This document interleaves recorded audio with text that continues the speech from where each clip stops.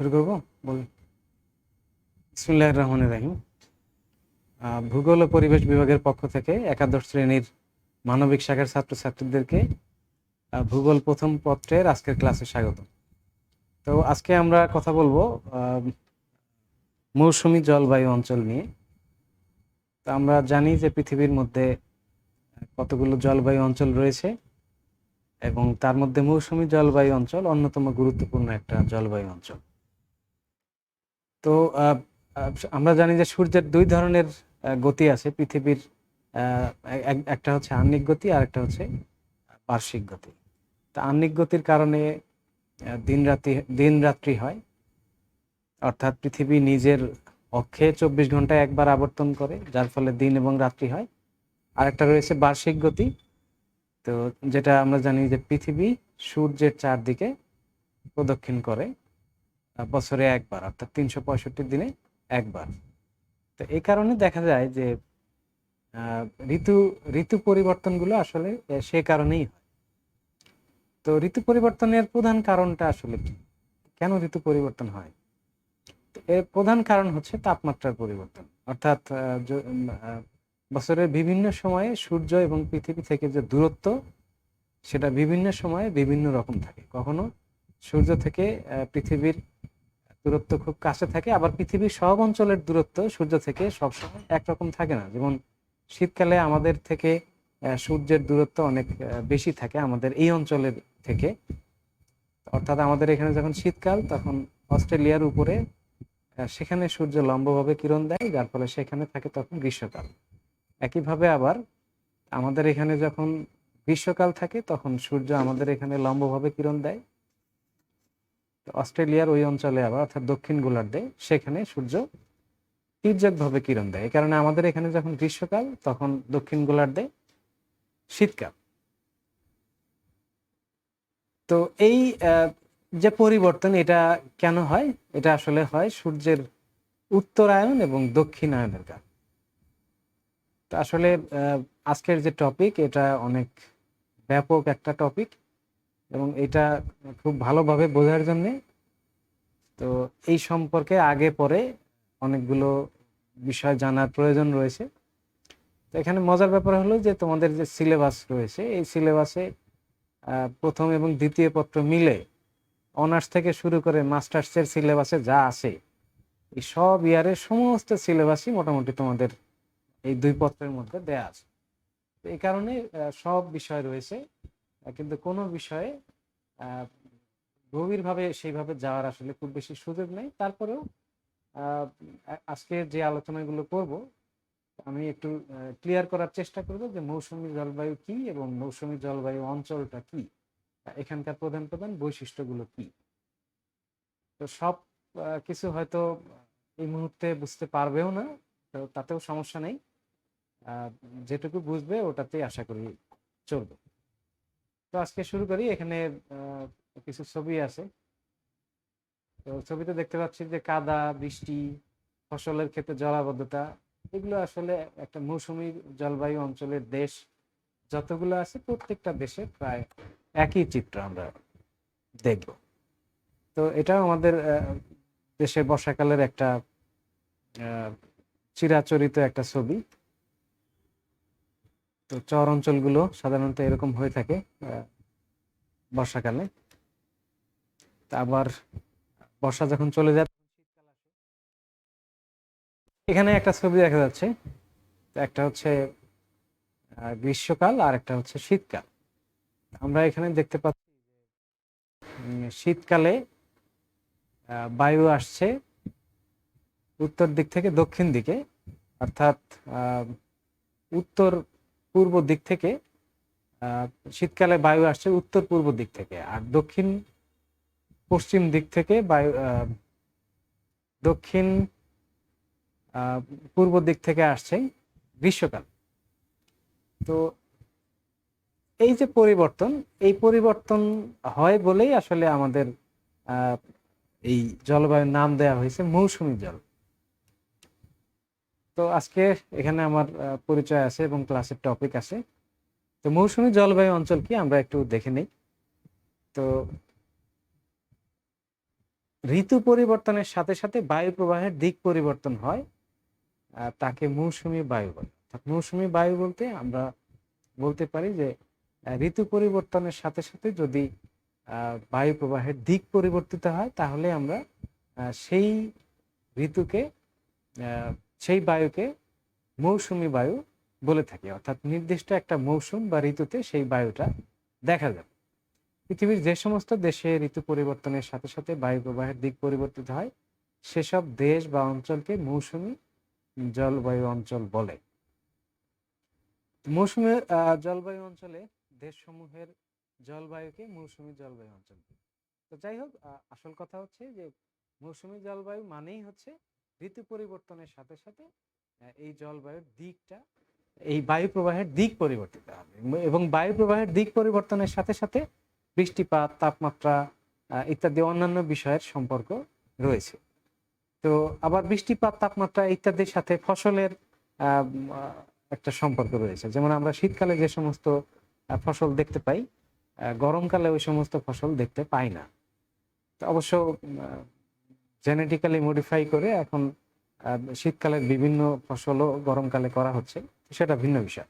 কিন্তু স্বাভাবিকভাবে আমরা দেখি যে গরমকালে এক ধরনের ফসল, আবার শীতকালে আরেক ধরনের ফসল। কারণ বিভিন্ন ধরনের ফসলের জন্য পানির চাহিদা, সূর্যের আলোর চাহিদা, অন্ধকারের চাহিদা এগুলো কম বেশি হয়েছে।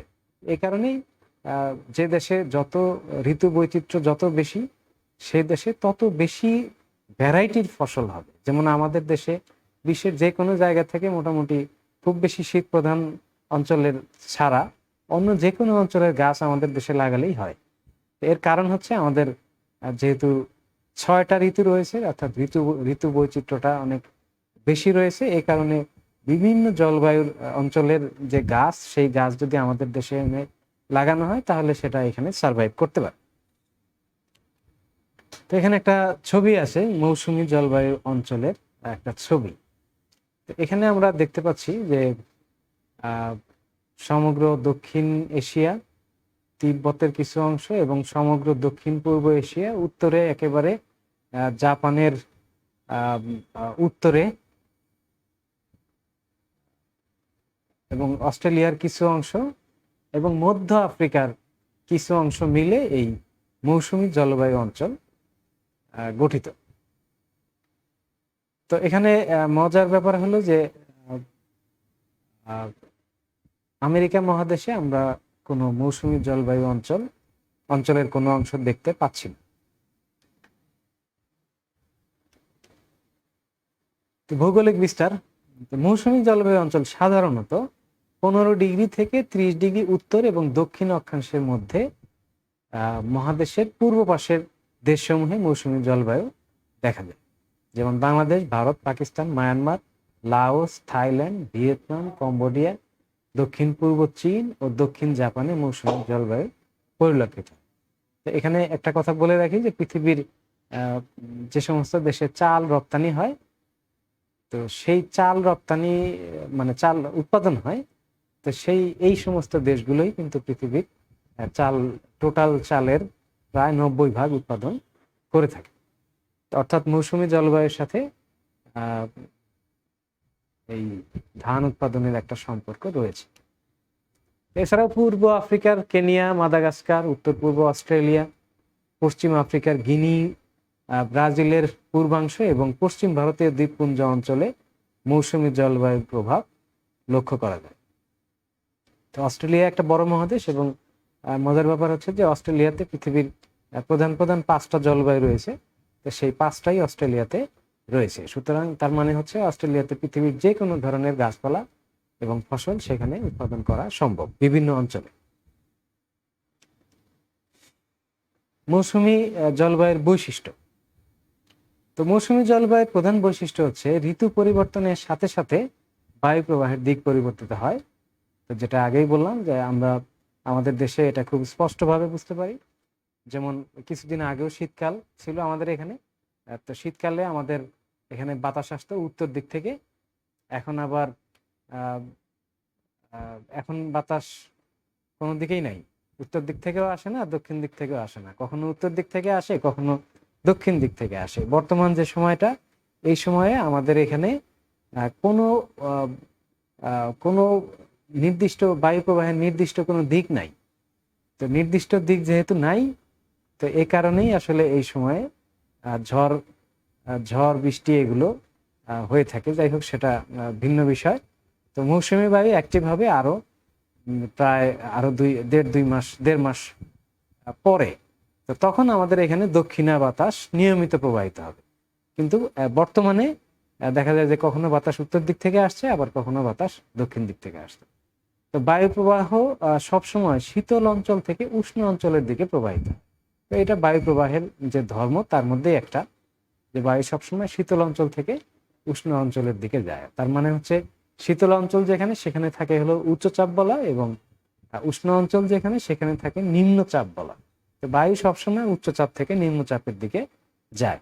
এটাই হচ্ছে বায়ুর বৈশিষ্ট্য। গ্রীষ্মকালে জলভাগ থেকে এবং শীতকালে স্থলভাগ থেকে বায়ু প্রবাহিত হয়। তো আমরা জানি যে গ্রীষ্মকালে মৌসুমী বায়ু প্রবাহিত হয় দক্ষিণ দিক থেকে, আর দক্ষিণে রয়েছে বঙ্গোপসাগর, ভারত মহাসাগর। তো এই কারণে গ্রীষ্মকালে জলভাগ থেকে যে বায়ু আসে সেটাতে সমুদ্র হয়ে আসে, আর সমুদ্র হয়ে আসা মানে সেই বায়ুতে প্রচুর পরিমাণে জলীয় বাষ্প থাকে। অন্যদিকে শীতকালে স্থলভাগ থেকে বায়ু প্রবাহিত হয়, অর্থাৎ শীতকালে আমাদের এই অঞ্চলে যে জায়গা থেকে বায়ু আসে সেটা হচ্ছে মঙ্গোলিয়া, চায়নার কিছু অংশ, উজবেকিস্তান, কাজাখস্তান, এই এই মাঝামাঝি যে অঞ্চলটা, তিব্বতের উত্তরাঞ্চল, এই অঞ্চল থেকে শীতকালে আমাদের এখানে বায়ু আসে। তো যার ফলে শীতকালে এখানে আমাদের এখানে অনেক বেশি ঠান্ডা পড়ে। কিন্তু তারপরেও যে জায়গা থেকে আসলে এই শীতকালে আমাদের এখানে বায়ু আসে, সেই জায়গাগুলোর টেম্পারেচার থাকে -40°C মতো। তো সেই বাতাসে কিন্তু আমাদের এখানে আসে। তো তাহলে আমাদের এখানে তো অন্তত পক্ষে -5 ডিগ্রি বা 10 ডিগ্রি তো মিনিমাম থাকা উচিত, কিন্তু সেটা তো আমাদের এখানে হয় না। আমাদের এখানে সাধারণত দেখা যায় যে শীতকালে তাপমাত্রা নিচে নামলেও সর্বনিম্ন 5-4 এর মধ্যেই থাকে, এবং খুব বেশি যখন ঠান্ডা পড়ে তখন সাধারণত 4-5, সেটা কদাচিৎ, সাধারণত 8-10-12 এর মধ্যেই থাকে শৈত্যপ্রবাহের সময়। আর এছাড়া 15 ডিগ্রি এর উপরেই থাকে সাধারণত শীতকাল। তো তাহলে এই যে অঞ্চল থেকে ঠান্ডা বাতাস আসছে, সেই অঞ্চলে তাপমাত্রা হলো -40 ডিগ্রি। আমাদের এখানে এসে সেটা হচ্ছে +10 ডিগ্রি। তো এটা কেন? এর কারণ হচ্ছে এখানে মাঝখানে একটা ব্যারিয়ার রয়েছে, হিমালয়। এই হিমালয় থাকার কারণে যেটা হচ্ছে যে উত্তরে বাতাসটা সরাসরি আমাদের এখানে ঢুকতে পারে না, সেটা অনেক আঁকা বাঁকা হয়ে ঘুরে তারপর আমাদের এখানে আসে, এবং তার প্রভাবেই আমাদের এখানে এই এই পরিমাণ ঠান্ডা পড়ে। যদি হিমালয় না থাকতো, ওই ঠান্ডা বাতাস সরাসরি আমাদের এখানে আসতে পারতো, তাহলে এরকম হতো যে এই মুহূর্তে তাপমাত্রা 30 ডিগ্রি আসে, উত্তর দিক থেকে একটা ঠান্ডা বাতাস আসলো, মুহূর্তের মধ্যে তাপমাত্রা 10 ডিগ্রিতে নেমে যেত। এরকম একটা ভেরিয়েশন হতো। পৃথিবীর বিভিন্ন দেশে এরকম রয়েছে যে তাপমাত্রা হঠাৎ করে 20 ডিগ্রি ফল করে। তো এই হিমালয় থাকার কারণে আমাদের এখানে সেটা হয় না। তো মৌসুমী জলবায়ুর বৈশিষ্ট্যের মধ্যে আরো রয়েছে বৃষ্টিবহুল গ্রীষ্মকাল এবং শুষ্ক শীতকাল, যেটা আমাদের দেশে আমরা দেখতে পাই যে এবছর শীতকালে আমাদের এখানে তেমন কোনো বৃষ্টিপাত হয় নাই বললেই চলে। তো অন্যদিকে গ্রীষ্মকালে আবার প্রচুর বৃষ্টিপাত হয়, গরমও থাকে। তো যদি বৃষ্টি হয় তাহলে গরম একটু কমে, আর বৃষ্টি না হলে গরম খুব দ্রুত বেড়ে যায়। আর চরম আর্দ্র আমাদের এখানে গ্রীষ্মকাল, অর্থাৎ গ্রীষ্মকালে যদি হিউমিডিটির পরিমাণ বা আর্দ্রতার পরিমাণ খুব বেশি থাকে, যার ফলে গায়ের ঘাম সাধারণত শুকাতে চায় না। পৃথিবীর অনেক দেশে অনেক বেশি গরম কিন্তু গা ঘামে না, কিন্তু আমাদের এখানে আবার অল্প গরমেই গা ঘেমে যায়। কারণ হচ্ছে এখানে আর্দ্রতার পরিমাণ অনেক বেশি থাকে। বার্ষিক বৃষ্টিপাতের পরিমাণ অধিক। অয়নবায়ু ITCZ অতিক্রম করে অপর গোলার্ধে প্রবেশ করে। ITCZ কি? এখানে ITCZ হচ্ছে ইন্টার ট্রপিক্যাল কনভার্জেন্স জোন, অর্থাৎ নিরক্ষরেখার 5 ডিগ্রি উত্তরে এবং 5 ডিগ্রি দক্ষিণে এই জায়গাটাতে কোনো ধরনের মানে বায়ু নির্দিষ্ট বায়ু প্রবাহের বায়ু সাধারণত উলম্ব দিকে প্রবাহিত হয়, বায়ু হরাইজন্টালি বা আনুভূমিকভাবে প্রবাহিত হয় না। তো উলম্বভাবে বায়ু প্রবাহ থাকার কারণে যেটা হয় যে এই অঞ্চলে সারা বছরই বৃষ্টি হয় এবং এখানে কোনো শীতকাল নেই বললেই চলে। 3 মাস একটা শীতকাল এবং সেখানে শীতকালেও টেম্পারেচার থাকে প্রায় 20-এর কাছাকাছি। তো যেটা সাধারণত আমরা যদি স্বাভাবিকভাবে বলি যে ওই শীতে সোয়েটার না পরলেও চলবে, এই ধরনের একটা শীতকাল এই অঞ্চলে দেখা যায়। ইন্দোনেশিয়ার, মালয়েশিয়া, সিঙ্গাপুর, এই সমস্ত দেশগুলো এই জলবায়ু অঞ্চলের এই ITCZ অঞ্চলের মধ্যে পড়ে। সবটা নয়, অনেকটাই। তো যাই হোক, এটা হলো ITCZ এর বৈশিষ্ট্য, অর্থাৎ এখানে এই অঞ্চল মানে হচ্ছে আনুভূমিক বায়ু প্রবাহ থাকবে না, এখানে বায়ুর উলম্ব প্রবাহ থাকবে।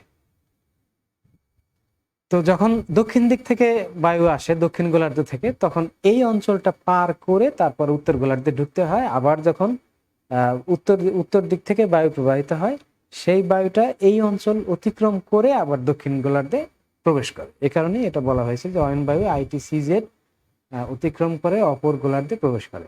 আরেকটা কথা, অয়ন বায়ু কি জিনিস? অয়ন বায়ু হচ্ছে যে বায়ু নিয়মিতভাবে প্রবাহিত হয় সেটাকেই বলা হয় অয়ন বায়ু বা বাণিজ্য বায়ু। আমাদের একটু আগেই বললাম যে আমাদের এখানে এই মুহূর্তে নিয়মিত কোনো বায়ু প্রবাহ নেই, কখনো উত্তর দিক থেকে আসছে, কখনো দক্ষিণ দিক থেকে আসে। কিন্তু আরো 2 মাস পরে তখন আমাদের দক্ষিণা বায়ু অ্যাক্টিভ হবে, মৌসুমী বায়ু সচল হবে। তো ওই সময় বায়ু সবসময়ই সারা দিনই দক্ষিণ দিক থেকে উত্তর দিকে প্রবাহিত হবে। আবার একইভাবে শীতকালে, অর্থাৎ আরো 1-2 মাস আগে, তখন কিন্তু বায়ু নিয়মিতভাবে উত্তর থেকে দক্ষিণে প্রবাহিত হতো। নিয়মিতভাবে যে বায়ুটা প্রবাহিত হয় সেটাকে বলে অয়ন বায়ু।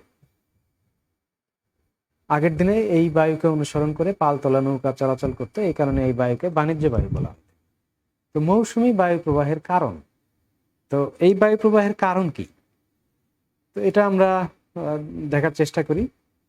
ভারতীয় পুরাণ ঋগ্বেদে মৌসুমী বায়ুর কথা উল্লেখ রয়েছে, অর্থাৎ ওই সময়ের যারা পণ্ডিত ছিলেন তারা এই জিনিসটা খেয়াল করেছেন যে মৌসুমী বায়ু, অর্থাৎ একটা নির্দিষ্ট মৌসুমে নির্দিষ্ট ঋতুতে বায়ুর একটা বিশেষ বৈশিষ্ট্য লক্ষ্য করা যায় এবং সেই মৌসুম চেঞ্জ হয়ে গেলে বায়ুর আবার বৈশিষ্ট্যটাও চেঞ্জ হয়ে যায়। আরবি মৌসুম থেকে মৌসুমী শব্দটি এসেছে এবং আরব ব্যবসায়ীরা এই বায়ু প্রবাহ ও সমুদ্র স্রোতকে কাজে লাগিয়ে ভারতীয় উপমহাদেশ ও পূর্ব এশিয়ার ব্যবসা পরিচালনা করত। তো এই কারণেই হয়তো আরবি নাম থেকেই, এই মৌসুম নাম থেকে মৌসুমী জলবায়ুটা এসেছে। তো 10ম শতাব্দীতে আরবীয় ভূগোলবিদ আল মাসুদি উত্তর ভারত মহাসাগরের সমুদ্র স্রোত ও মৌসুমী বায়ু প্রবাহের বিবরণ দেন। 17শ শতাব্দীতে স্যার এডমন্ড হ্যালি বলেন, মহাদেশ ও মহাসাগরে তাপের পার্থক্যের জন্য মৌসুমী বায়ু প্রবাহের সৃষ্টি হয়। 17শ শতাব্দীতে এই ব্যাখ্যাটা দেয়া হয় এবং সেই ব্যাখ্যাটা বর্তমান পর্যন্ত কিন্তু মানে বহাল রয়েছে। মৌসুমী বায়ু প্রবাহের কারণ, প্রকৃতপক্ষে মৌসুমী বায়ু প্রবাহের কারণ আরো জটিল। তো জটিল এখানে শব্দটা কেন ইউজ করা হয়েছে আমি একটু পরে বলছি। মূলত মহাদেশ ও মহাসাগরের তাপের পার্থক্য ছাড়া মহাদেশের আকৃতি, পর্বতের অবস্থান, উচ্চ স্তরে বায়ু প্রবাহ, তিব্বতের মালভূমির অবস্থান, বায়ু চাপ বলয়ের অবস্থান পরিবর্তন ও ITCZ এর সরণ ইত্যাদি কারণে মৌসুমী বায়ু প্রবাহের ক্ষেত্রে মুখ্য ভূমিকা পালন করে। তো অর্থাৎ এখানে আমরা দেখলাম যে আমরা একটু আগে যাই। তো এখানে আমরা আসি যে মৌসুমী বায়ু আসলে এই যে ঋতু পরিবর্তনের সাথে সাথে যে বায়ু দিক পরিবর্তন করে সেটা কেন করে? তো এর কারণটা হচ্ছে তো এটা হচ্ছে নিরক্ষরেখা।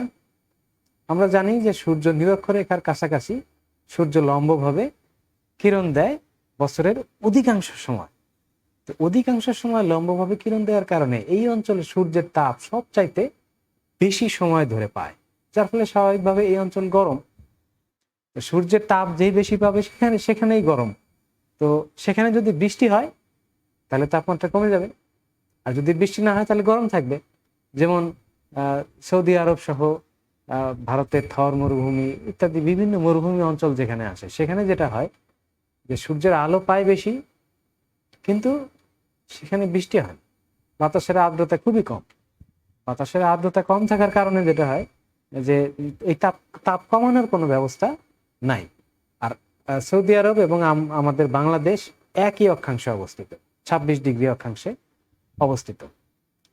তো একই অক্ষাংশে হওয়া সত্ত্বেও সেখানে মরুভূমি, তাপমাত্রা 50 ডিগ্রি পর্যন্ত উঠে যায় বা 45 ডিগ্রি পর্যন্ত উঠে যায়।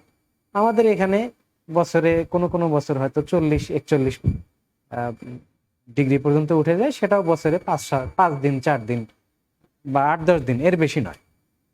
তাহলে এই যে পার্থক্যটা কেন? একই সমান আলো পাচ্ছি, আমরাও পাচ্ছি, সৌদি আরবও পাচ্ছে, কিন্তু তারপরে আমাদের এখানে তাপমাত্রা 40 ডিগ্রি ওঠে না, সাধারণত 35, 36, 37, 38 এর মধ্যেই থাকে ম্যাক্সিমাম সময়, মানে গ্রীষ্মকালের ম্যাক্সিমাম সময়। কিন্তু ওখানে সেটা থাকে 40, 45, 48 এরকম। এই পার্থক্যটা কেন? এই পার্থক্যের কারণ হচ্ছে যে আমাদের এখানে প্রচুর পরিমাণে বৃষ্টি হয় এবং বাতাসে আর্দ্রতার পরিমাণ অনেক বেশি থাকে। বাতাসে আর্দ্রতার পরিমাণ বেশি থাকার কারণে সূর্য যখন ওঠে, উদিত হয়, তখন কি করতে হয় যে তখন বাতাসটা তাপ পেয়ে বাতাস গরম হয়। তো যে বাতাসে পানি আছে সেই বাতাসটা গরম হতে সময় কম লাগে, মানে সময় বেশি লাগে। আর যে বাতাসে পানি নেই সেই বাতাসটা খুব দ্রুত গরম হয়। একইভাবে আবার যখন সূর্য ডুবে যায়, তো যে বাতাসে পানি আছে, পানির বৈশিষ্ট্য হচ্ছে সে ধীরে ধীরে গরম হয় আবার ধীরে ধীরে ঠান্ডা হয়। তো সূর্য যখন ডুবে যায় তখন যে বাতাসে পানি আছে, অর্থাৎ জলীয় বাষ্পের পরিমাণ বেশি আছে, সেই অঞ্চলের বাতাস ঠান্ডা হতেও আবার কম সময় লাগে। তো অন্যদিকে যে বাতাসে পানির পরিমাণ নেই বা কম, নেই তো বলা যাবে না, একদম কম, সেই বাতাসটা আবার যেভাবে খুব দ্রুত গরম হয় একইভাবে খুব দ্রুত ঠান্ডাও হয়ে যায়। এই কারণেই সৌদি আরবে দেখা যায় যে দিনের বেলা তাপমাত্রা 45 ডিগ্রি, রাতের বেলা আবার 10 ডিগ্রি, 15 ডিগ্রি, অর্থাৎ দিনে গ্রীষ্মকাল, রাতে শীতকালের মধ্যে একটা অবস্থা। তো এর কারণ হচ্ছে ওখানে যেহেতু বাতাসে জলীয় বাষ্পের পরিমাণ কম, এ কারণে সূর্য উঠলে খুব তাড়াতাড়ি তাপমাত্রা বেড়ে যায়, আবার সূর্য ডুবলে খুব দ্রুতই তাপমাত্রা নেমে যায়। কিন্তু আমাদের দেশে যেহেতু জলীয় বাষ্পের পরিমাণ বাতাসে অনেক বেশি, এ কারণে সূর্য যখন ওঠে, তো যখন বাতাসটা গরম করতে হয়, মানে সূর্যের আলো যখন বাতাসটাকে গরম করে, তখন এই পানি সহ গরম করতে হয়, এবং পানি সহ গরম করতে গিয়ে তার অনেকটা মানে তাপ সেখানে ব্যয় করতে হয়। তাপ ব্যয় করতে গিয়ে তাপমাত্রা 35, 36, 37, 38 পর্যন্ত উঠতে উঠতেই সূর্য আবার ডুবে যায়, তখন আবার কমতে শুরু করে এবং কমবে আবার ধীরে ধীরে। তো এ কারণে সারা রাতে কমতে কমতে দেখা যায় যে রাতে ভোর মানে সন্ধ্যা রাতের দিকে যদি 37 ডিগ্রি 38 ডিগ্রি থাকে, তাহলে ভোর রাতের দিকে সেটা কমতে কমতে 30 ডিগ্রিতে হয়তো আসে, 30 ডিগ্রি 32 ডিগ্রি পর্যন্ত নামে, এরপর আবার সূর্য উঠে যায়, আবার গরম হওয়া শুরু করে। তো এইভাবে আমাদের দেশের তাপমাত্রা একটা স্বাভাবিক অবস্থায় থাকে। তো তাহলে দেখলাম যে এখানে আমরা যে পরের স্লাইডে যে বলেছি যে মৌসুমী জলবায়ু অঞ্চলের বিস্তার হলো 15 ডিগ্রি থেকে 30 ডিগ্রি। তার মানে এখানে আমরা দেখতে পেলাম যে আসলে এটা একটা জেনারেলাইজ কথা, সাধারণভাবে বলা যায়, কিন্তু এর সাথে আরো অনেক বিষয় জড়িত রয়েছে। অর্থাৎ একটু আগেই বললাম যে 26 ডিগ্রি অক্ষাংশে অবস্থান হওয়া সত্ত্বেও সৌদি আরবে মৌসুমী জলবায়ু নেই, কিন্তু আমাদের এখানে মৌসুমী জলবায়ু আছে। তো এর কারণ, একটা কারণ বললাম যে হিমালয়ের কথা বললাম, আর আরো কারণ রয়েছে। তো সেগুলো আমরা একটু দেখার চেষ্টা করি। তো এখানে তাহলে মৌসুমী জলবায়ু কেন হচ্ছে, আমাদের এই অঞ্চলে কেন হচ্ছে? আমাদের এই অঞ্চলে হওয়ার আরেকটা কারণ হচ্ছে যে আমরা জানি যে 23.5 ডিগ্রি উত্তর অক্ষাংশ, এটা হলো কর্কট ক্রান্তি রেখা, আর 23.5 ডিগ্রি দক্ষিণ অক্ষাংশ, তো এইটা হলো মকর ক্রান্তি রেখা। তো এই কর্কট ক্রান্তি মোটামুটি বাংলাদেশের উপর দিয়ে নাটোরের উপর দিয়ে ফরিদপুর ঢাকা এই অঞ্চলের উপর দিয়ে গিয়েছে কর্কট ক্রান্তি রেখা। তো শুধু বাংলাদেশের উপর দিয়ে তো যায়নি, তো এই বরাবর পৃথিবীর সব দেশের উপর দিয়ে কর্কট ক্রান্তি রেখা চলে গেছে। একইভাবে অস্ট্রেলিয়ার উত্তর দিয়ে এখান দিয়ে মকর ক্রান্তি রেখা চলে গেছে। তো কর্কট ক্রান্তি রেখা, মকর ক্রান্তি রেখা, তো এটা কি স্পেশাল যে এটা এই রেখাটাকে দুইটা নামকরণ করা হলো? একটার নাম কর্কট ক্রান্তি, অর্থাৎ 23.5 ডিগ্রি উত্তর যেটা সেটা হলো কর্কট ক্রান্তি রেখা, আর 23.5 ডিগ্রি দক্ষিণ যেটা সেটা হলো মকর ক্রান্তি রেখা। তো এর নামকরণ করার কারণ হচ্ছে যে আমরা যখন টেবিল ফ্যান মুভ করাই তখন কি দেখি, টেবিল ফ্যান যখন মুভ করানো হয় তখন দেখা যায় যে এটা একবার ডান দিকে যায়, আবার বাম দিকে যায়, আবার ডান দিকে যায়, আবার বাম দিকে। তো ডান দিকে যখন যায়, ডান দিকে ঘোরার পরে সেখানে কিছু সময় অবস্থান করে, আবার বাম দিকে যায়, বাম দিকে গিয়ে যখন আবার শেষ প্রান্ত যেখানে সেখানে গিয়ে আবার কিছু সময় অবস্থান করার পরে সেটা আবার ডান দিকে যায়। তো এই সূর্য একইভাবে আমরা পৃথিবীর মধ্য প্রান্ত যদি 0 ডিগ্রি অক্ষরেখাকে যদি মধ্য প্রান্ত ধরি, মধ্য প্রান্ত থেকে, এবং টেবিল ফ্যানের মুভ করারও কিন্তু একটা নির্দিষ্ট মানে সীমা আছে। সে ডান দিকে একটা নির্দিষ্ট পরিমাণ যাবে, আবার বাম দিকেও একটা নির্দিষ্ট পরিমাণ যাবে। এই যে ডান দিকে সর্বশেষ যে পরিমাণটা যায়, তো এটাকে যদি আমরা উত্তর গোলার্ধ ধরি, তাহলে ওই সর্বশেষ যে পর্যন্ত যায় সেটা হলো কর্কটক্রান্তি রেখা বলতে পারি। আর বাম দিকে যেটা সর্বোচ্চ যে পর্যন্ত যায় সেই রেখাটাকে আমরা মকরক্রান্তি রেখা বলতে পারি। অর্থাৎ আমরা জানি যে সূর্য উত্তরায়ণ এবং দক্ষিণায়ন, অর্থাৎ সূর্য নিরক্ষরেখা থেকে একসময় উত্তরে যায়, আবার একসময় দক্ষিণে যায়।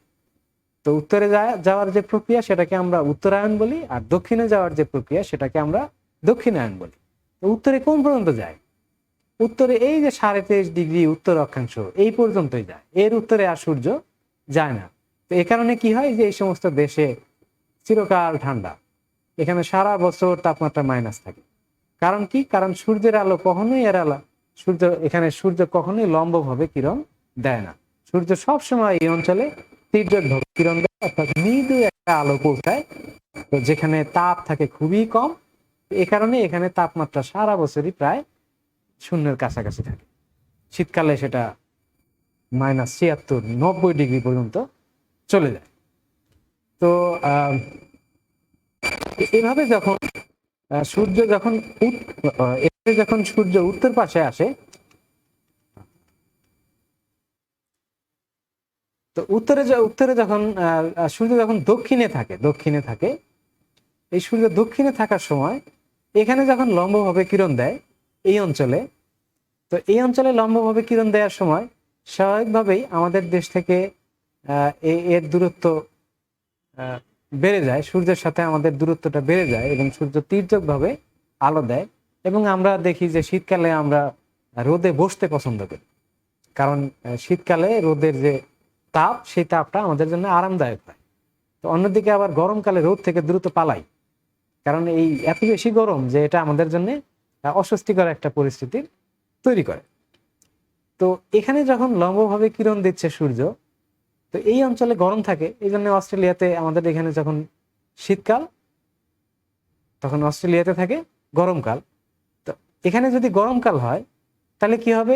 গরমকাল মানেই হচ্ছে সূর্য লম্বভাবে কিরণ দিচ্ছে, মানে এই অঞ্চলের বাতাসটা গরম হবে। গরম হলে এটা হালকা হয়ে আস্তে আস্তে উপরে উঠে যাবে। তা হালকা হয়ে উপরে উঠে গেলে এখানে একটা নিম্নচাপ তৈরি হবে। তো নিম্নচাপ তৈরি হলে তো এই জায়গা তো মানে খালি থাকবে না। তো এগুলো তখন শীত প্রধান, এগুলো এই অঞ্চলে তখন ঠান্ডা মানে শুরুতেই বলেছিলাম যে ঠান্ডা মানেই হচ্ছে এখানে উচ্চচাপ বলয় থাকবে, অর্থাৎ উচ্চচাপ বলয় থেকে তখন বাতাস এই দক্ষিণের দিকে যেতে থাকে, উত্তর থেকে দক্ষিণে যেতে থাকে। তো এবং ফেরেলের সূত্র অনুযায়ী এটা কি হয়? উত্তর গোলার্ধে ডান দিকে এবং দক্ষিণ গোলার্ধে বাম দিকে বেঁকে প্রবাহিত হয়। অর্থাৎ সূর্যের মানে বায়ু প্রবাহটা যতক্ষণ উত্তর গোলার্ধে থাকে ততক্ষণ এটা উত্তর পূর্ব দিক থেকে আসে, এবং যখন 0 ডিগ্রি পার হয়ে দক্ষিণ গোলার্ধে চলে আসে তখন এটা এরকম হয়ে এই দিকে আসে, অর্থাৎ তখন উত্তর পশ্চিম দিক থেকে, দক্ষিণ গোলার্ধে ঢোকার পরে এটা উত্তর পশ্চিম দিক থেকে প্রবাহিত হয়। তো এটাই হচ্ছে মোটামুটি আমাদের দেশে যখন শীতকাল, সেই সময় বায়ুটা এ কারণেই উত্তর দিক থেকে দক্ষিণে প্রবাহিত হয়। তো হলো, তো স্বাভাবিকভাবেই এখানে কি আছে, আবার একটু আগে যেটা বললাম যে এই অঞ্চল পুরাটা ঠান্ডা, এবং আগেই বললাম যে তাপমাত্রা এখানে -40 ডিগ্রি পর্যন্ত নেমে যায়। তো সুতরাং এখানে অনেক বেশি উচ্চ চাপ থাকে এবং এখান থেকে ঠান্ডা বাতাস দক্ষিণে আসে। স্বাভাবিকভাবে এই বাতাস অনেক বেশি ঠান্ডা হবে, এবং হিমালয় এখান থেকে একেবারে মায়ানমারের এই অংশ পর্যন্ত, এই হিমালয়ের অংশ মায়ানমার নয়, আরো দূর পর্যন্ত চলে গেছে, ভুটানের এই অংশ পর্যন্ত চলে গেছে। তো এই পর্বত শ্রেণী একটা বিশাল বাধা এই উত্তরের বাতাস দক্ষিণে আসার পথে। এই কারণে পুরা বাতাসটা আসতে পারে না, সামান্য একটু একটু যা আসে তার প্রভাবেই আমাদের এখানে তাপমাত্রা কখনো কখনো 4 ডিগ্রি 5 ডিগ্রিতে নেমে যায়। তো এটাই হচ্ছে আমাদের শীতকালে বাতাস উত্তর থেকে দক্ষিণে প্রবাহিত হওয়ার কারণ। তো এরপর আবার কি হয়, সূর্য আবার আমরা যদি মনে করি যে ফ্যানের ডান দিক যদি মনে করি এটা, তাহলে সূর্য এখানে আসলো, এখানে এসে কিছুদিন লম্বভাবে কিরণ দিল, এবং যেহেতু ওটা শেষ প্রান্ত অর্থাৎ তার দক্ষিণে সে আর যাবে না, তো এই কারণে এখানে সে কিছুদিন অবস্থান করে। তো যতদিন অবস্থান করে, তো এই এলাকার মানুষের ছায়া তখন পায়ের নিচে থাকে, মাথার নিচে থাকে, মানুষের ছায়া থাকে মাথার নিচে, অর্থাৎ সূর্য একেবারে লম্বভাবে কিরণ। আর লম্বভাবে কিরণ মানে হচ্ছে ম্যাক্সিমাম তাপটা এই সময় অনুভব করে। তো সূর্য এখানে কিছুদিন থাকলো, তারপরে সে কি করবে, আবার একটা নির্দিষ্ট সময় পরে সে আবার তখন উত্তর দিকে যেতে শুরু করবে।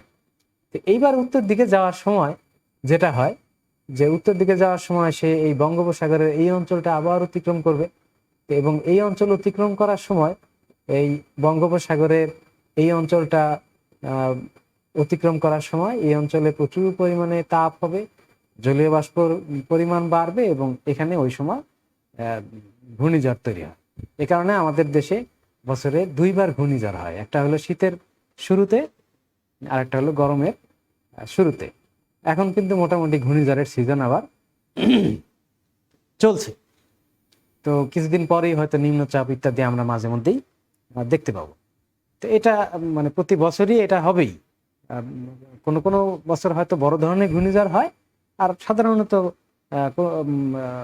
অধিকাংশ বছরই বড় ধরনের ঘূর্ণিঝড় হয় না। তবে ছোটখাটো ঘূর্ণিঝড় এটা প্রত্যেক বছরই, বছরের এই 2 সময়ে, একটা হলো মার্চ এপ্রিলের দিকে, আর একটা হলো সেপ্টেম্বর অক্টোবর নভেম্বর এই দিকে, এই সময় এটা প্রবাহিত হয়। তো এবার সূর্য উত্তর দিকে যেতে শুরু করলো। উত্তর দিকে যাওয়ার সময়, তো যখনই উত্তর দিকে যেতে শুরু করে তখনই আমাদের এখানে ফেব্রুয়ারি মাস চলে আসে। তখন সূর্য উত্তর দিকে আস্তে আস্তে আসতে থাকে, এবং আমাদের শীতকালে দেখা যায় যে আমাদের লম্বা ছায়া, তো সেই ছায়াটা আস্তে আস্তে খাটো হতে থাকে। এবং এখন মার্চের শেষের দিকে, তো এই সময় কিন্তু আমাদের ছায়া যদি আমরা দেখি যে দুপুরবেলা কিন্তু ছায়া প্রায় পায়ের কাছাকাছি চলে আসে, অর্থাৎ ছায়ার পরিমাণ কিন্তু খুব ছোট হয়ে গেছে, অর্থাৎ সূর্য আমাদের মাথার কাছাকাছি চলে আসছে। এবং কিছুদিন পরেই যেটা হবে যে সূর্য একেবারে ঢাকার উপরে চলে আসবে, নাটোর এই অঞ্চলের উপরে চলে আসবে, অর্থাৎ 23.5 ডিগ্রি উত্তর অক্ষাংশের উপরে সূর্যটা চলে আসবে। তো এই অঞ্চলে যখন সূর্য চলে আসবে, তখন এই অঞ্চলের মানুষ সবচাইতে বেশি তাপ অনুভব করবে। এই কারণেই তাপমাত্রা বৃদ্ধির যত রেকর্ড সেটা কিন্তু ঢাকাতে অনেক বেশি, অর্থাৎ এখানে তাপমাত্রা বেশি, অর্থাৎ যে অঞ্চলগুলোর উপর দিয়ে কর্কটক্রান্তি রেখা চলে গেছে দেশের অন্যান্য অঞ্চলের তুলনায়, সেই অঞ্চলগুলোর তাপমাত্রা কিন্তু কম্পারেটিভলি বেশি, এবং সেখানকার গরমগুলো কিছুটা মানে অসহনীয়। তো এই অঞ্চলে যখন সূর্য আবার যখন লম্বভাবে কিরণ দিবে, তো এপ্রিল মাসটা, বিশেষ করে এপ্রিল মাসে সূর্য একেবারেই আমাদের 23-23.5 ডিগ্রির উপরে থাকে, এবং ঢাকা হচ্ছে মোটামুটি আমাদের দেশের মাঝামাঝি।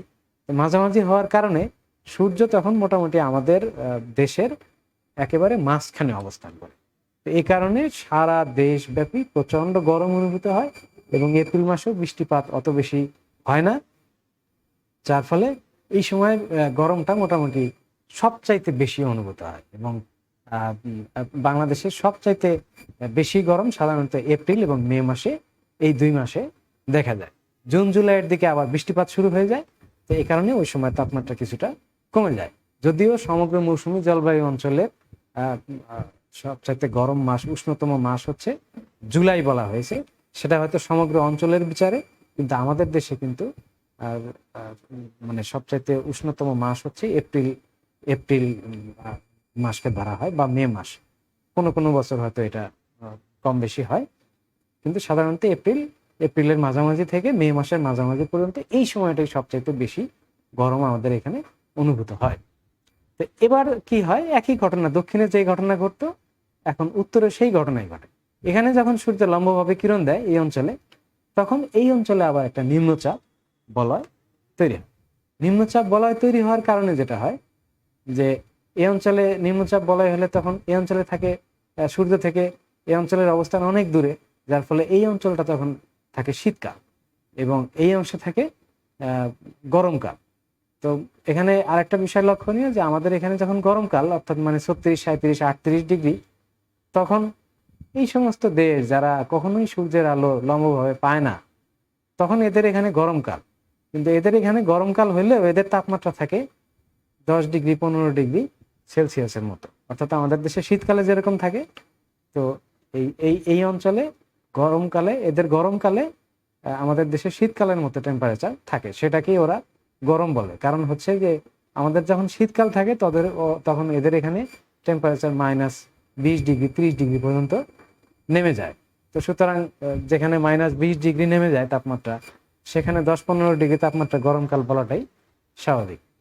তো যাই হোক, তো এই সময় অর্থাৎ এপ্রিল মে মাসের দিকে যখন সূর্য এই কর্কটক্রান্তি রেখার উপরে লম্বভাবে কিরণ দেয়, তখন এখানে একটা নিম্নচাপ বলয় তৈরি হয় এবং এই নিম্নচাপ বলয়ের যে মানে বায়ু শূন্য একটা অবস্থা, এই অবস্থা পূরণ করার জন্য দক্ষিণ দিক থেকে বাতাস উত্তর দিকে প্রবাহিত হয় এবং দক্ষিণ দিক থেকে যে বাতাসটা প্রবাহিত হয় সেই বাতাসে অবশ্যই অনেক বেশি পরিমাণ জলীয় বাষ্প থাকে, কারণ দক্ষিণে রয়েছে সমুদ্রভাগ এবং সমুদ্রভাগের উপর দিয়ে সেই বায়ুটা যায়, যার ফলে এই বাতাসে জলীয় বাষ্পের পরিমাণ অনেক বেশি থাকে। এবং উত্তরে যাওয়ার সময় হিমালয়ে বাধা পায়। তো হিমালয়ে বাধা পেলে তখন কি হয়, তো বায়ুর বৈশিষ্ট্য হলো যখন এটা একটা ঢালু জায়গা পায়, তখন সেই ঢালু বেয়ে সেটা উপর দিকে উঠতে থাকে এবং উপর দিকে উঠলেই তাপমাত্রা কমতে থাকবে। তাপমাত্রা কমলেই তো তার যে জলীয় বাষ্পের ধারণ ক্ষমতা, সেই ধারণ ক্ষমতাটা কমে যাবে, অর্থাৎ সে অতিরিক্ত জলীয় বাষ্প আর বহন করতে পারবে না, তখন সে সেই জলীয় বাষ্পটাকে ছেড়ে দিবে, যেটাকে আমরা বলি বৃষ্টি। মেঘ হয় এবং সেখান থেকে বৃষ্টিপাত হয়। তো এই কারণে আমাদের এখানে যখন শীতকালে উত্তর দিক থেকে তাপমাত্রা বাতাস আসে, তো এই বাতাসে যেহেতু স্থলভাগ থেকে আসে, এখানে তেমন কোনো জলীয় বাষ্প নাই, যার ফলে আমাদের এখানে শীতকালে কোনো বৃষ্টিপাত মানে খুবই কম হয় বা হয় না। যেমন এই বছর তেমন কোনো বৃষ্টিপাত হয় নাই বললে চলে। অন্যদিকে গ্রীষ্মকালে বাতাসটা দক্ষিণ দিক থেকে যায় এবং এটা সমুদ্র অঞ্চল থেকে যায়, যার ফলে এখানে প্রচুর পরিমাণে এই সময় বৃষ্টিপাত হয়ে থাকে। তো এটাই হলো আসলে মৌসুমী জলবায়ুর প্রধান কারণ। তো এখন আরেকটা ব্যাখ্যা হলো যে এই অঞ্চলে নাই, তারপরে এই অঞ্চলে আছে। তো এর কারণ হচ্ছে এই পর্বতের অবস্থান, বিভিন্ন দেশে পর্বতের অবস্থান, সমুদ্রের অবস্থান, তারপরে সমুদ্র স্রোত ইত্যাদি অনেকগুলো ফ্যাক্টর আসলে এই মৌসুমী জলবায়ুর সাথে জড়িত। প্রধান কারণ বললাম হলো এই যে সূর্যের উত্তরায়ণ এবং দক্ষিণায়ন। আরো অন্যান্য কারণগুলো হচ্ছে এই যে এগুলো, যে পর্বতের অবস্থান, সমুদ্র থেকে দূরত্ব, সমুদ্র স্রোত ইত্যাদি। এইগুলোর কারণে এই অঞ্চলে এই মৌসুমী জলবায়ু দেখা যায়, এই অঞ্চলে সেটা দেখা যায় না।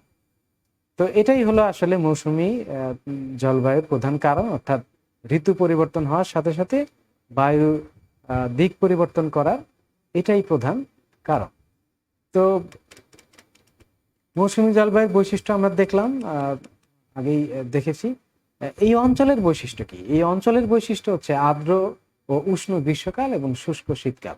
শীতকাল মৌসুমী জলবায়ু অঞ্চলের প্রধান বৈশিষ্ট্য এবং গড় তাপমাত্রা থাকে এই সময় 27 ডিগ্রি সেলসিয়াস। আর গ্রীষ্মকালে গড় তাপমাত্রা থাকে 21 থেকে 32-এর মধ্যে এবং শীতকালীন গড় তাপমাত্রা 10 ডিগ্রি থেকে 22 ডিগ্রি। আর উত্তর গোলার্ধে টোটাল গোলার্ধ মিলে বাংলাদেশ নয়, উষ্ণতম মাস হচ্ছে জুলাই আর শীতলতম মাস হচ্ছে জানুয়ারি। তো মৌসুমী জলবায়ু অঞ্চলের বৈশিষ্ট্য, বায়ু প্রবাহ। বায়ু প্রবাহ বললাম শীতকালে উত্তর দিক থেকে দক্ষিণে যায়, আর গ্রীষ্মকালে দক্ষিণ থেকে উত্তর দিকে যায়। আর বায়ু প্রবাহের নামকরণ করা হয় যে দিক থেকে প্রবাহিত হয় সেদিক থেকে। এই কারণে উত্তরে থেকে যেটা আসে ওটা উত্তরীয় বায়ু, আর দক্ষিণ থেকে যেটা আসে সেটা দক্ষিণা বায়ু। তো এটাই হচ্ছে বায়ু প্রবাহের বৈশিষ্ট্য। এবং এই সময় মাদাগাস্কারের উপর একটি উচ্চচাপ বলয় সৃষ্টি হয়, ফলে দক্ষিণ গোলার্ধে দক্ষিণ পূর্ব অয়ন বায়ু নিরক্ষরেখা অতিক্রম করে উত্তর গোলার্ধে প্রবেশ করে এবং ফেরেলের সূত্র অনুসারে ডান দিকে বেঁকে যায়। যাই হোক, তো আমার মনে হয় মৌসুমী জলবায়ু কি সেটা তোমরা বুঝতে পেরেছো। আর যদি কোনো প্রশ্ন থাকে তাহলে আমার ফোন নাম্বার ওখানে দেয়া আছে, তো সেখানেও আলোচনা হতে পারে, অথবা একসময় সামনাসামনিও আলোচনা হতে পারে। তো এগুলি ছিল মৌসুমী জলবায়ু অঞ্চলের প্রধান বৈশিষ্ট্য। এবং এই ঋতু পরিবর্তনের সাথে সাথে বায়ু কিভাবে দিক পরিবর্তন করে সেই জিনিসটি আমরা দেখার চেষ্টা করলাম। এবং বৃষ্টিপাতে মৌসুমী জলবায়ু অঞ্চলে বৃষ্টিপাত হচ্ছে বাৎসরিক বৃষ্টিপাত 125 সেন্টিমিটার থেকে 200 সেন্টিমিটার পর্যন্ত। তো এখানে আরেকটা কথা বলে রাখি যে সাধারণত 10 ইঞ্চি 1 ইঞ্চি হচ্ছে 2.54 সেন্টিমিটার। তার মানে 30 সেন্টিমিটারের নিচে যদি বৃষ্টি হয় সেই অঞ্চলগুলোকে আমরা বলে থাকি মরুভূমি, আর 30-এর বেশি হলে সেটা মরুভূমি নয়। আমাদের এখানে বৃষ্টির পরিমাণ হচ্ছে 125 সেন্টিমিটার থেকে 200 সেন্টিমিটার, অর্থাৎ অনেক বেশি। মূলত গ্রীষ্ম ও বর্ষা মৌসুমী বৃষ্টিপাত হয়ে থাকে, এবং শীতকাল শুষ্ক, বৃষ্টিপাত হয় না বললে চলে। এই কথাগুলো আগেই বললাম। তো মৌসুমী জলবায়ু অঞ্চলের মধ্যে দক্ষিণ ভারত, শ্রীলঙ্কা, কেনিয়া অবস্থানগত কারণে শীত গ্রীষ্ম উভয় ঋতুতেই বৃষ্টিপাত হয়। একটু আগেই বললাম যে মৌসুমী জলবায়ুর অঞ্চলটা একটু জটিল, কারণ এখানে আবার পর্বতের অবস্থান, সমুদ্র থেকে দূরত্ব, সমুদ্রের অবস্থান ইত্যাদি কারণে দেখা যায় যে এই দক্ষিণ ভারত, শ্রীলঙ্কা, কেনিয়া, শ্রীলঙ্কার উত্তরেও সমুদ্র, দক্ষিণেও সমুদ্র। দক্ষিণ ভারতের বিষয়টাও আবার একটু ভিন্ন রকম। তো এখানে দেখা যায় 2 ঋতুতে বৃষ্টি হয়, কিন্তু বাংলাদেশে শুধু শীতকালে, গরমকালে বৃষ্টি হয়, শীতকালে বৃষ্টি হয় না। গ্রীষ্মের শুরুতে আবার কালবৈশাখী ঝড় হয়। এই অঞ্চলের জলবায়ুর অন্যতম বৈশিষ্ট্য। তো কালবৈশাখী কেন হয় সেটা অবশ্য তোমাদের এখানে এই মুহূর্তে আলোচনা করা যাবে না, এটা আরো বড় আলোচনা। তো মূল বিষয় একটু বলেছিলাম যে এই সময় উত্তরে বায়ু এবং দক্ষিণা বায়ু কোনোটাই অ্যাক্টিভ থাকে না, যার ফলে উত্তর দিক থেকে ঠান্ডা এয়ার মাস এবং দক্ষিণ দিক থেকে উষ্ণ এয়ার মাস আসে। এই দুইটা এয়ার মাসের মুখোমুখি সংঘর্ষের কারণেই আসলে মূলত এই সময় এই ঝড়গুলো হয়ে থাকে। তো গ্রীষ্মকাল মৌসুমী জলবায়ু অঞ্চলে যে উদ্ভিদ রয়েছে, এখানে সাধারণত বড় পাতাওয়ালা যে গাছ, চিরহরিৎ গাছ এবং শক্ত কাঠের গাছগুলো এই অঞ্চলে দেখা যায়। আর মৌসুমী জলবায়ু অঞ্চলের প্রধান বৃক্ষ হচ্ছে মেহগনি, শাল, সেগুন, করাই ইত্যাদি। ফসলের মধ্যে ধান, পাট, আখ, চা, কাঁঠাল, জাম, পেয়ারা ইত্যাদি। শিল্প এই অঞ্চলে তেমন ভারী কোনো শিল্প গড়ে ওঠেনি, তবে বর্তমানে অবশ্য বিভিন্ন দেশে আস্তে আস্তে এই সমস্ত শিল্পগুলো গড়ে উঠেছে। মানে বিভিন্ন প্রযুক্তি সহায়তা কাজে লাগিয়ে এই ভারী শিল্পগুলো গড়ে উঠতে শুরু করেছে। তো এই ছিল মোটামুটি আজকের ক্লাস। সবাইকে ধন্যবাদ জানিয়ে আজকে এখানে বিদায় নিচ্ছি। আগামীতে কোনো এক সময় হয়তো আবার দেখা হবে। আল্লাহ হাফেজ।